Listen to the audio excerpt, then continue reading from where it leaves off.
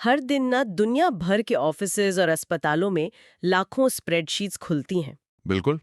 और सच कहूं तो लोग उनमें बस उलझ कर रह जाते हैं। हाँ, और सबसे चौंकाने वाली बात तो ये है कि उस स्प्रेडशीट वाले डेटा का 90% हिस्सा कभी कोई ठोस फैसला लेने के काम ही नहीं आता। मतलब वो बस सर्वर के किसी कोने में पड़ा रहता है। हम्म ये आज के दौर की सबसे बड़ी विडंबना है।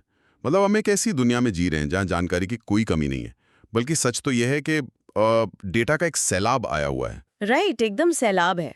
लेकिन ना उस कच्चे डेटा से कोई अर्थ या इंसाइट निकालना आज भी एक बहुत बड़ा संघर्ष है। इसे हम कॉग्निटिव ओवरलोड कह सकते हैं। इंसान का दिमाग लाखों रोज और कॉलम्स को एक साथ प्रोसेस करने के लिए बना ही नहीं है। एग्जैक्टली और इसी कॉग्निटिव ओवरलोड वाले संघर्ष को खत्म करने के लिए आज की ये विस्तृत चर्चा है। आज हम जिस सोर्स पर अपनी डीप डाइव कर रहे हैं उसका नाम है the comprehensive blueprint for data dashboard creation.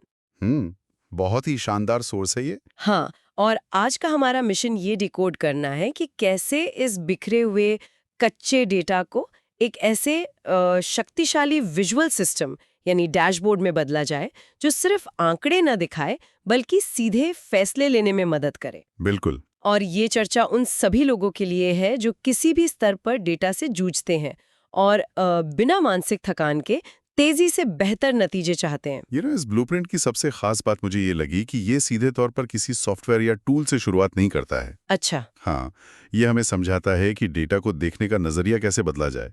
और इस पूरी प्रक्रिया की शुरुआत डेटा से नहीं बल्कि एक बहुत ही बुनियादी सवाल से होती है कि हम ये सब कर क्यों रहे हैं, हमारा उद्देश्य क्या है। बिल्कुल सही कहा। मतलब अगर बिना किसी स्पष्ट लक्ष्य के हम डेटा इकट्ठा करने लगे तो वो बस डिजिटल कूड़ा जमा करने जैसा है ना? एकदम सही, बस सर्वर स्पेस भरमा हुआ वो तो। सोर्स में एक बहुत ही व्यवहारिक उदाहरण दिया गया है, एक मेडिकल कॉलेज के फिजियोलॉजी विभाग का। अब कोई भी सोचेगा कि एक फिजियोलॉजी विभाग के लिए डेटा इकट्ठा करने का उद्देश्य क्या ही हो सकता है। ये सिर्फ ये गिनना तो नहीं कि कितने छात्र कक्षा में आए। नहीं, बिल्कुल नहीं। उनका उद्देश्य बहुत व्यापक और परिणाम केंद्रित होता है, जैसे छात्रों की उपस्थिति की निगरानी करना, उनके इंटरनल असेसमेंट ट्रैक करना और उनकी योग्यताओं की प्रगति देखना। और सबसे महत्वपूर्ण बात, वार्निंग अलर्ट भेजना ताकि किसी छात्र का प्रदर्शन गिरने से पहले ही उसे सुधारा जा सके।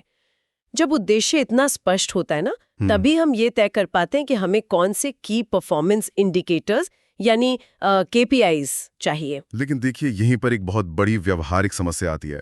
अक्सर जब कोई डैशबोर्ड बनता है, खासकर जब कई स्टेक होल्डर शामिल हों, तो हर कोई चाहता है कि उसका मैट्रिक मेन स्क्रीन पर हो। हाँ, ये तो हर ऑफिस की कहानी है। राइट, मतलब मार्केटिंग वाला अपना डेटा चाहता है, फाइनेंस वाला अपना। ऐसे में कहा जाता है कि सिर्फ जरूरी जानकारी रखो, यानी कम ही ज्यादा है। Less is more. एग्जैक्टली। तो ऑफिस पॉलिटिक्स या अलग-अलग मांगों के बीच इस सिद्धांत को कैसे लागू किया जाए? मेरा मतलब है, क्या हम अक्सर बहुत ज्यादा KPI डालकर डैशबोर्ड को जटिल नहीं बना देते? ये एक बहुत ही वास्तविक चुनौती है और इसका समाधान प्रोग्रेसिव डिस्क्लोजर के सिद्धांत में छिपा है। Progressive disclosure? हाँ, सोर्स स्पष्ट रूप से चेतावनी देता है कि डैशबोर्ड को ओवरलोड न करें। इसका तरीका यह है कि मुख्य पृष्ठ पर केवल वही उच्च स्तरीय मैट्रिक्स हों जो तुरंत निर्णय लेने के लिए जरूरी हैं। अच्छा, मतलब सिर्फ समरी? बिल्कुल। अगर किसी को गहराई में जाना है तो उसके लिए अलग से ड्रिल डाउन पेज या सेकेंडरी पेज बनाए जा सकते हैं। अगर मुख्य स्क्रीन पर ही 50 अलग-अलग ग्राफ होंगे तो देखने वाले का दिमाग सुन्न हो जाएगा। हाँ, वो तो पक्का है। और फिर वो कोई भी फैसला नहीं ले पाएगा। तो चलिए इसे थोड़ा डिकोड करते हैं। मुझे लगता है कि ये जो उद्देश्य और मैट्रिक्स तय करने के बाद का काम है, जिसे अक्सर सबसे ज्यादा उबाऊ माना जाता है, यानी डेटा की सफाई और उसे व्यवस्थित करना।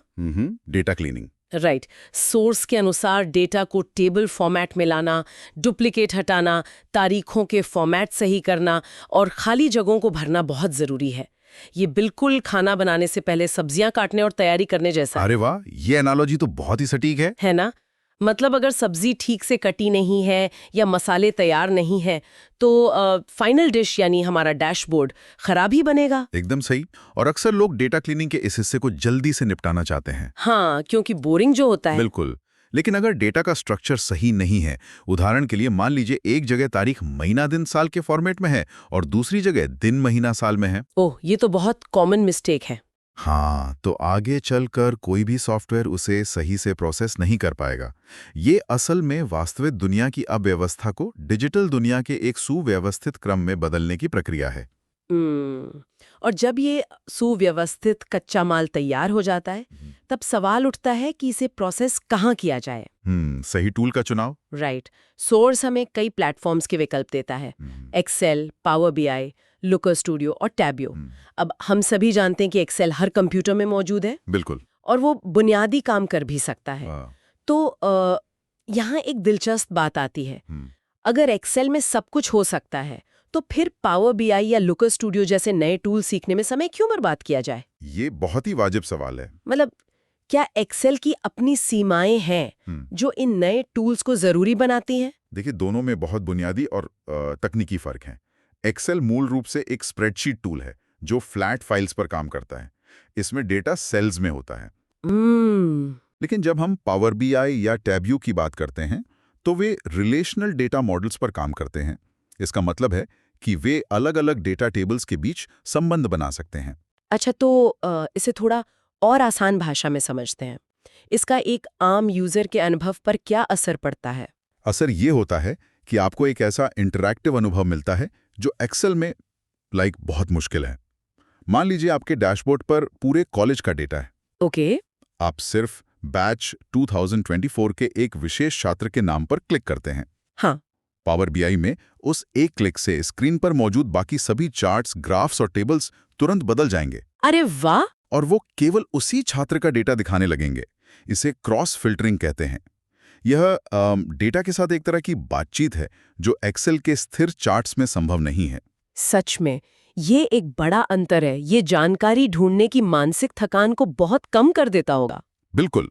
और इसी मानसिक थकान को कम करने का एक और बेहतरीन तरीका सोर्स में बताया गया है, जिसे कैलकुलेटेड कॉलम्स कहते हैं। जब मैंने इसके बारे में पढ़ा तो मुझे लगा कि ये डैशबोर्ड डिज़ाइन का सबसे अंडररेटेड लेकिन सबसे असरदार हिस्सा है। हाँ, ये मेरा भी पसंदीदा हिस्सा है। इसे इस तरह से देखिए, अगर आपके पास छात्रों की उपस्थिति का प्रतिशत है, मान लीजिए 72% या 86%। अब जब कोई डीन उस डैशबोर्ड को देखता है तो उसे पहले वो नंबर पढ़ना पड़ता है, फिर उसे कॉलेज के नियमों से मिलाना पड़ता है कि 75% न्यूनतम है। राइट। और फिर उसे दिमाग में सोचना पड़ता है कि ओ, ये छात्र खतरे में है। इस पूरी प्रक्रिया में दिमाग को 3 अलग-अलग कदम उठाने पड़ते हैं। लेकिन कैलकुलेटेड कॉलम के जरिए हम सीधे उस डेटा को एक परिणाम में बदल सकते हैं ना? बिल्कुल। मतलब हम सिस्टम में एक नियम डाल देते हैं कि 75% से कम का मतलब क्रिटिकल और 85% से ऊपर का मतलब गुड है। तो अब डैशबोर्ड नंबर नहीं बल्कि सीधे लाल रंग में क्रिटिकल दिखा रहा है। एग्जैक्टली। और यही तो डेटा विजुअलाइजेशन का असली जादू है। आप इंसान के दिमाग से वो कैलकुलेशन का बोझ हटाकर सॉफ्टवेयर को दे रहे हैं। बहुत स्मार्ट। और जब ये डेटा सही लॉजिक के साथ सिस्टम में आ जाता है, तब हम उस चरण पर पहुंचते हैं जहां ये सब एक कहानी का रूप लेता है। मेरा मतलब है विजुअल स्टोरी टेलिंग और लेआउट। तो लेआउट की बात करें तो सोर्स एक बहुत ही स्पष्ट डिजाइन पैटर्न सुझाता है। सबसे ऊपर समरी कार्ड्स होने चाहिए, जैसे कुल छात्र या औसत उपस्थिति। उसके नीचे ट्रेंड्स दिखाने वाले चार्ट्स होने चाहिए और सबसे नीचे विस्तृत टेबल्स। ये ना मुझे वेब डिज़ाइन के उस जेड पैटर्न की याद दिलाता है। हम स्क्रीन को ऊपर बाएं से पढ़ना शुरू करते हैं और नीचे दाएं तक जाते हैं। बिल्कुल। ये पूरी तरह से ह्यूमन साइकोलॉजी और कॉग्निटिव साइंस पर आधारित है। अच्छा। हाँ, हम इंसान सबसे पहले सारांश जानना चाहते हैं, फिर संदर्भ यानी ट्रेंड्स, और अगर जरूरत पड़े तभी गहराई में यानी विस्तृत टेबल में जाना चाहते हैं। अगर आप सबसे ऊपर ही एक लंबी चौड़ी टेबल दे देंगे तो डैशबोर्ड अपना उद्देश्य ही खो देगा। ये तो बिल्कुल कार के डैशबोर्ड की तरह है। कार का डैशबोर्ड कैसे? जैसे कार चलाते वक्त हमें सिर्फ स्पीड, फ्यूल और इंजन की वार्निंग लाइट देखनी होती है। हमें कार के अंदर का पूरा मैकेनिज्म थोड़ी ना देखना है उस वक्त। डैशबोर्ड को भी सिर्फ वही दिखाना चाहिए जो फैसले लेने के लिए जरूरी हो। अरे, बहुत ही बेहतरीन एनालॉजी है ये, एकदम सटीक। थैंक्स। और चार्ट्स का चुनाव भी उतना ही महत्वपूर्ण है। लेकिन यहाँ मैं एक बात उठाना चाहती हूँ। हम अक्सर बिजनेस प्रेजेंटेशंस में पाई चार्ट्स बहुत देखते हैं। हर कोई पाई चार्ट बनाना चाहता है। हाँ, पाई चार्ट्स लोगों को बहुत पसंद आते हैं। लेकिन मैंने पढ़ा है कि डेटा साइंटिस्ट अक्सर पाई चार्ट से नफरत करते हैं। सोर्स भी पाई चार्ट के बजाय बार चार्ट या लाइन चार्ट पर ज्यादा जोर देता है, ऐसा क्यों है? इसका कारण फिर से हमारी मनोविज्ञान और हमारी बायोलॉजी से जुड़ा है। अच्छा, बायोलॉजी से कैसे? देखिए, इंसानी दिमाग सीधी रेखाओं या लंबाइयों की तुलना बहुत आसानी से कर लेता है। एक बार चार्ट में हमें एक बार दूसरे से थोड़ा भी लंबा है तो हम तुरंत वो अंतर पकड़ लेते हैं। हाँ, वो तो साफ दिखता है। लेकिन हमारा दिमाग क्षेत्रफल या कोण यानी एंगल्स को सटीकता से नापने में बहुत कमजोर है। एक पाई चार्ट में अगर दो हिस्सों में 5% का भी अंतर है तो सिर्फ आंखों से देखकर यह बताना लगभग नामुमकिन है कि कौन सा हिस्सा बड़ा है। ओह, ये तो मैंने सोचा ही नहीं था। इसीलिए ट्रेंड्स के लिए लाइन चार्ट और तुलना के लिए बार चार्ट हमेशा बेहतर होते हैं। ये बहुत ही दिलचस्प है। मतलब हम सिर्फ डिजाइन नहीं बना रहे हैं, हम इंसानी दिमाग के काम करने के तरीके के साथ तालमेल बिठा रहे हैं। बिल्कुल। सोर्स में माइक्रोसॉफ्ट पावर बीआई की डिजाइन गाइडेंस का भी जिक्र है, जो क्लटर या भीड़-भाड़ से बचने की सलाह देती है। हाँ, तकनीकी भाषा में इसे डेटा इंक रेशियो कहा जाता है। डेटा इंक रेशियो, ये क्या होता है? इसका मतलब है कि स्क्रीन पर मौजूद हर एक पिक्सल या स्याही की बूंद का कोई ना कोई मतलब होना चाहिए। अगर बैकग्राउंड में अनावश्यक ग्रिड लाइंस हैं या हर बार का रंग बिना किसी कारण के अलग-अलग हैं, तो वो बस शोर या नॉइज है। समझ गई। डैशबोर्ड जितना साफ होगा, जानकारी उतनी ही तेजी से प्रोसेस होगी। तो अब हमारे पास साफ डेटा है, बेहतरीन टूल है और एक ऐसा लेआउट है जो मनोविज्ञान के हिसाब से बिल्कुल सही है। बिल्कुल। लेकिन यहाँ एक समस्या है। एक बहुत ही सुंदर डैशबोर्ड भी आखिर में एक स्क्रीन ही है ना, जिसे किसी को खोलकर देखना पड़ता है। सही कहा। और अगर लोग उसे खोलना ही भूल जाएं तो? सोर्स इसके आगे के चरणों में दिमाग और एक्शन की बात करता है। इसमें फिल्टर्स और लॉजिक अलर्ट सेट करने की बात की गई है। और यहीं पर ना ये टूल एक साधारण रिपोर्टिंग सिस्टम से एक डिसीजन सपोर्ट सिस्टम में बदल जाता है। अगर आप सिर्फ एक डैशबोर्ड बना के छोड़ देते हैं तो वो एक सीसीटीवी कैमरे की तरह है। आपको लगातार उसे देखना पड़ेगा कि कहीं कुछ गलत तो नहीं हो रहा। राइट। लेकिन जब आप उसमें अलर्ट्स और लॉजिक जोड़ देते हैं तो वो एक मोशन सेंसर अलार्म बन जाता है। तो इसका असल में मतलब क्या है? क्या ये लोगों के काम करने का तरीका सच में बदल सकता है? बिल्कुल बदल सकता है। मोशन सेंसर अलार्म की तरह ये आपको तभी परेशान करेगा जब कोई अपनी सीमा पार करेगा। जैसे सिस्टम खुद ट्रैक कर रहा है और जैसे ही किसी छात्र की उपस्थिति 75% से नीचे जाती है, वो संबंधित फैकल्टी को एक रेड अलर्ट ईमेल भेज देता है। अच्छा, ऑटोमेटिकली? हाँ, ऑटोमेटिकली। या अगर किसी के अंक लगातार गिर रहे हैं तो वो पेरेंट अलर्ट रिकमेंडेशन दे देता है। वाह, ये तो बहुत काम की चीज है। किस तरह की लॉजिक सिस्टम का सबसे बड़ा फायदा यह है कि ये काम करने की पूरी संस्कृति को ही बदल देता है। ये लोगों को रिएक्टिव मोड से निकालकर प्रोएक्टिव मोड में ले आता है। प्रोएक्टिव होना तो हर जगह जरूरी है। अक्सर संस्थानों में समस्या तब सामने आती है जब बहुत देर हो चुकी होती है, जैसे परीक्षा से ठीक पहले। लेकिन ये अलर्ट्स ना आपको समय रहते कदम उठाने का मौका देते हैं। आप समस्या को संकट बनने से पहले ही रोक लेते हैं। ये किसी भी व्यवस्था के लिए गेम चेंजर हो सकता है। लेकिन ये सब सुनकर किसी को भी लग सकता है कि इसे बनाने में तो महीनों लग जाएंगे। हाँ, पहले ऐसा ही होता था। मतलब एक डेटा साइंटिस्ट चाहिए होगा, एक कोडर चाहिए होगा। लेकिन सोर्स के आखिरी हिस्से में जिस चीज का जिक्र है, वो इस पूरी प्रक्रिया को पूरी तरह से पलट कर रख देती है, और वो है एआई टूल्स का इंटीग्रेशन। आज के समय में ये सच में सबसे बड़ा बदलाव है। सोर्स ने एआई टूल्स को बहुत ही रणनीतिक तरीके से कैटेगराइज किया है। हम यहाँ सिर्फ एक साधारण चैटबॉट की बात नहीं कर रहे हैं। हम अलग अलग कामों के लिए विशेष एआई मॉडल्स की बात कर रहे हैं। जैसे कि राइटिंग और प्लानिंग के लिए चैट जीपीटी, जो विचारों को स्ट्रक्चर करने में माहिर है। लेकिन सोर्स खास तौर पर क्लॉड का जिक्र करता है जब बात कोडिंग या जटिल डेटा रीजनिंग की आती है। बिल्कुल। और इसके साथ ही जेमिनी या पावर बीआई में कोपायलट जैसे टूल्स जो सीधे आपके प्लेटफॉर्म के अंदर काम करते हैं। मैं ये समझना चाहती हूँ कि असल दुनिया में एक आम पेशेवर इन टूल्स को एक साथ कैसे इस्तेमाल कर सकता है। ये जो कॉम्बिनेशन है, इसका प्रैक्टिकल वर्कफ्लो कैसा दिखता है? ये एक बहुत ही प्रैक्टिकल सवाल है। देखिए, एक वर्कफ्लो कुछ इस तरह काम करता है।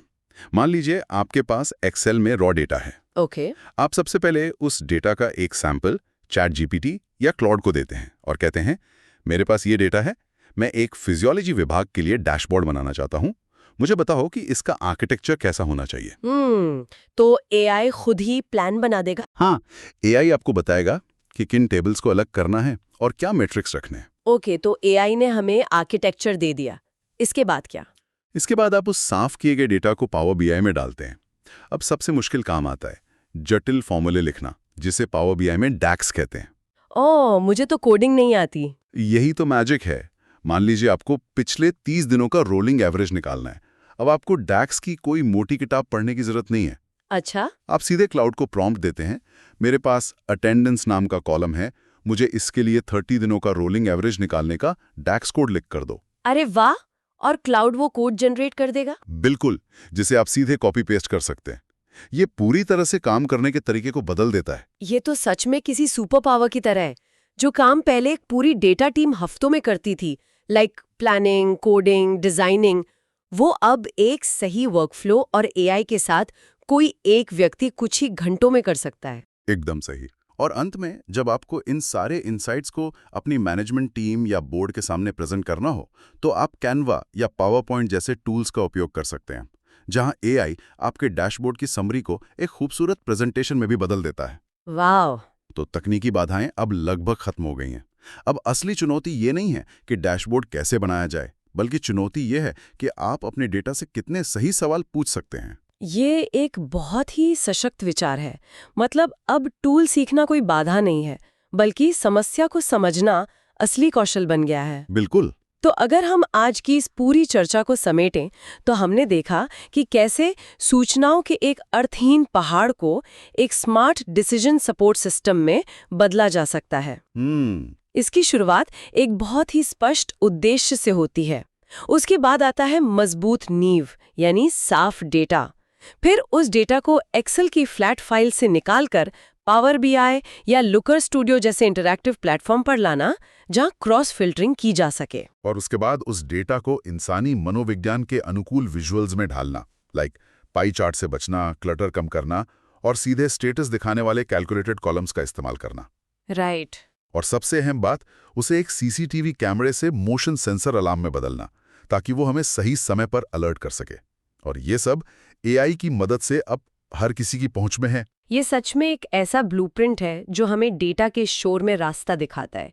ये हमें डेटा का गुलाम बनने के बजाय उसका मास्टर बनाता है। बिल्कुल सही कहा। लेकिन इस पूरी प्रक्रिया और एआई की बढ़ती क्षमताओं को देखते हुए मेरे जहन में एक बहुत ही गहरा सवाल भी आ रहा है। क्या सवाल है? जरा सोचिए, अगर हमारे बनाए हुए ये स्मार्ट डैशबोर्ड्स और एआई इतने ज्यादा सटीक हो जाएं, मतलब अगर वे मोशन सेंसर अलार्म इतने बेहतरीन हो जाएं कि वे हमें पहले ही बता दें कि कौन सा प्रोजेक्ट अगले महीने पूरी तरह से फेल होने वाला है, या कौन सा छात्र किस खास विषय में पिछड़ने वाला है और उसे किस तरह की मदद चाहिए, तो ये तो मैनेजमेंट और शिक्षा के लिए एक आदर्श स्थिति होगी, है ना?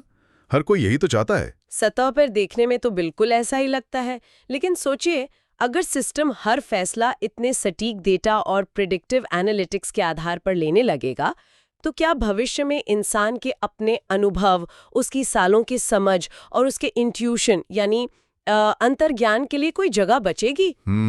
ये एक बहुत ही सोचने वाली बात है। राइट।